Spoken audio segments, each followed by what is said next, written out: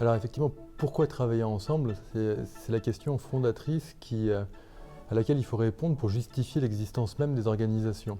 Traditionnellement, il y a deux manières de réguler l'activité économique, c'est le marché et l'organisation. Et historiquement, les organisations se sont développées. Pourquoi? Parce que précisément, les acteurs ont trouvé un intérêt à travailler ensemble pour des questions d'efficacité économique. Et effectivement, c'est pour ça que l'entreprise s'est développée, notamment la grande entreprise, parce que travailler ensemble, dans un certain nombre de cas, offrait des possibilités d'être un acteur économique plus efficace que être sur le marché comme un acteur isolé. Et donc pendant très très longtemps, finalement, cette question de pourquoi travailler ensemble a été répondue de façon assez simpliste.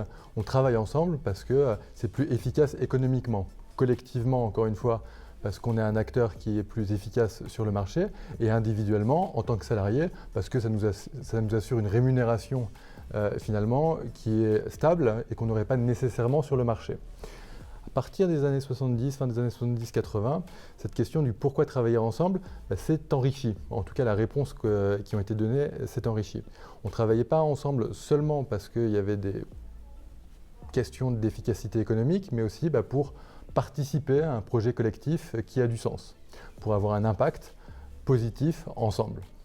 Et effectivement, au niveau individuel, on travaillait ensemble aussi dans une recherche d'épanouissement professionnel et personnel.